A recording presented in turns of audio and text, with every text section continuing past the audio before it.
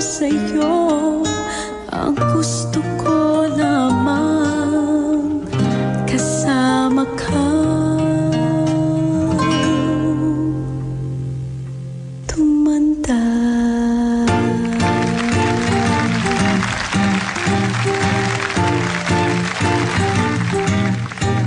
Patatawanin kita pag hindi ka masaya.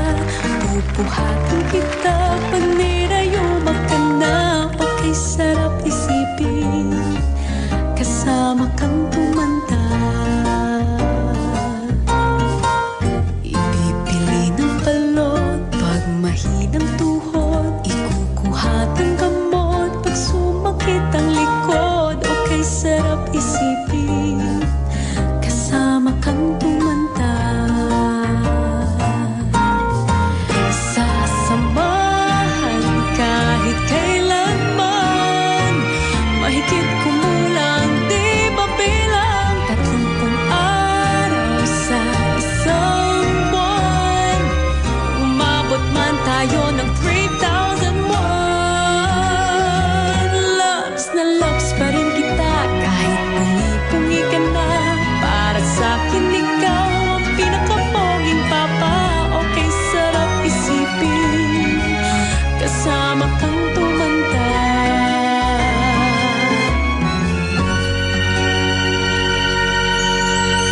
At nangangako sa'yo pag sinagot mong oo, iaalay sa'yo buong puso ko.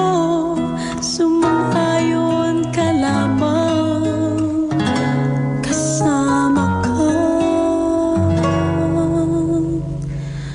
tumanda.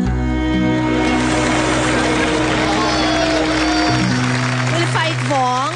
Yeah. Alam mo, gumaganon siya nung niyakap mo. Ayaw niyang yakapin mo si Vong. Ayaw niya. Si Celos, Tony, si Baby Tinawag mo James. si Vong, sabi talaga niya, oh. Galit tapos- siya. Tapos ginaganon Tapos nakita ko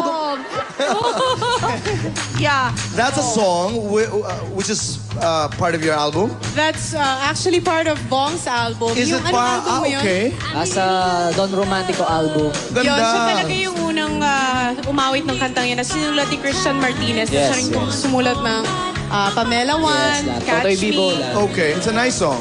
Yes. Ganda. When I first saw the trailer, di ba nag-text na ako sa'yo kaagad? Yeah, Sinabi ko, thank you. cutean na cutean talaga ako, especially the notebook moment. Yeah. Kwentuhan niyo ako, bakit may ganong moment? Na di ba doon sa notebook sinula ay yung ano? Go. Actually, yung notebook, si Vong yung may idea nun.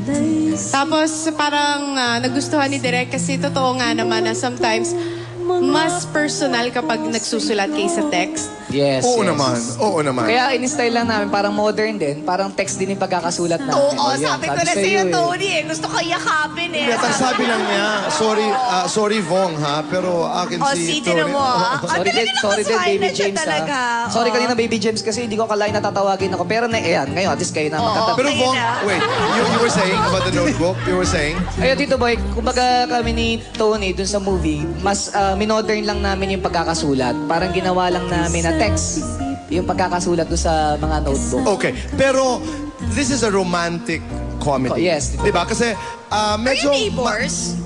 Are you? Yeah, we're neighbors. Actually, nangyari yung istorya sa loob ng isang tenement na si Vong ang may-ari, yung tita niya, Oh, na siya yung rich. nangangalaga. Actually, tita ko po ang rich. Kumbaga sa akin lang pinamahala because wala siya dito.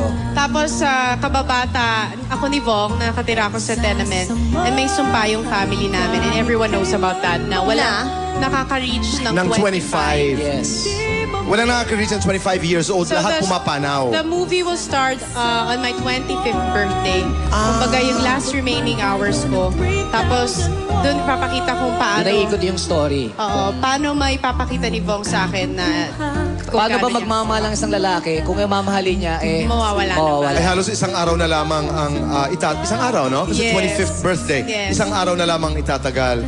That's interesting. Oo. It's a really romantic wait. comedy. 25th birthday madeded or you can live to your 25th year tapos on the 26th birthday madeded? Hindi, Confused walang ako. lumalampas ng 25. Walang lumalabas ng 25. Bago siya Kuya ko, mag-25. mami ko, lola ko, auntie ko. So it's the last day. Yes. So the Sad. movie will start on my last day.